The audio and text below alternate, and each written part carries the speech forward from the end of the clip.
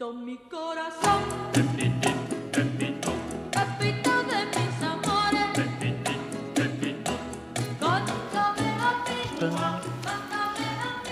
Jade, vous nous avez appâté avec des vœux de président, des vœux un peu particuliers. De quoi s'agit-il exactement ? D'un homme qui a choisi, qui aurait pu choisir la manière simple pour faire ses vœux, à l'image de Emmanuel Macron, Angela Merkel ou Vladimir Poutine. Non, lui, il a préféré s'éloigner un petit peu du chemin conventionnel. Je vous parle bien évidemment de Donald Trump. Ah, il nous manquait. Là, c'est pas Donald Trump.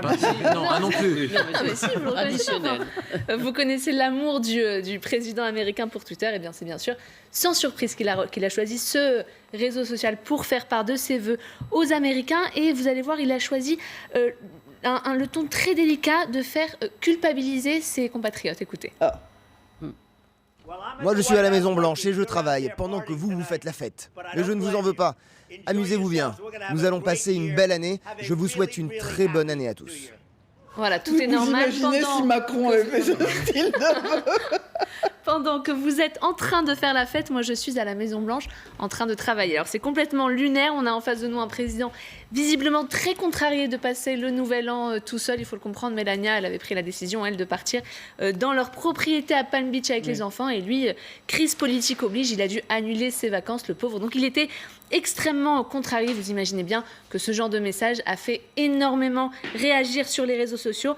En très peu de temps, quelques heures, 30 000 retweets, autant de commentaires. Alors on a vu passer des gifs, vous voyez ces petites images qui sont extrêmement rigolotes. On a vu passer ce genre de tweets, ceux-là qu'on pense les heures passées à regarder Fox News ou à faire du golf, ou encore vous n'êtes pas le seul à travailler, Monsieur le Président. Au réveillon, des centaines de milliers d'Américains travaillent aussi. Et le président, comme si ça ne suffisait pas après un message comme celui-ci, il a rajouté un deuxième tweet écrit en majuscule. Alors quand on connaît un petit peu les codes Twitter, on sait que les majuscules c'est comme de crier. De cri, exactement. Et là il a dit je souhaite une bonne année à tous les haineux et les médias qui propagent des fake news. Voilà, on était vraiment sur des vœux hyper bienveillants et feng shui à l'égard de tous ses compatriotes. Mais alors Donald Trump n'en est pas à son coup d'essai.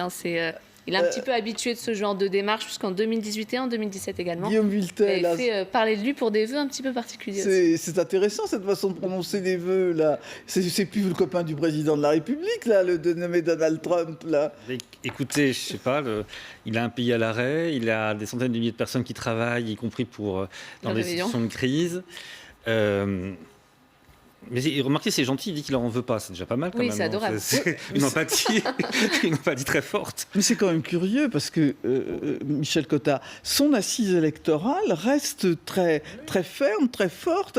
Il a beau insulter les gens, parce que, alors on parlait tout à l'heure que à Gilets jaunes disait que le président Macron l'avait insulté à travers ses vœux. On peut en discuter, mais là, l'insulte est caractérisée. Oui, enfin, il a fait son attitude correspond à la raison pour laquelle il a été élu. Donc c'est normal qu'il ne perde. C'est un style direct, c'est le style pour lequel il a été élu. Quand il faisait l'émission de télé-réalité, c'était ça. Les journalistes ne sont pas toujours populaires, hein. Les gens, on le sait, même en France. Hein, on voit bien que. Deuxièmement, c'est vrai qu'il aime changer de style par rapport aux autres et montrer qu'il est Trump et qu'il n'y a qu'un Trump au monde. Dans les nombreux commentaires, il y a eu plein de commentaires bien évidemment anti-Trump, mais il y en avait plein également qui disaient merci beaucoup Monsieur le Président. Ceci étant, la majorité a changé au Congrès quand même. Merci Michel Cotta, merci Guillaume Viltel d'être venu sur notre plateau. Eh bien oui, c'est terminé, bien sûr. Mais dans un instant, c'est pas terminé sur LCI, parce que c'est LCI midi avec Marie-Aline Méli. Alors qu'est-ce qu'il y a au menu, Marie-Aline ? Oh là, un menu corsé. Bonjour Roselyne, bonjour à tous.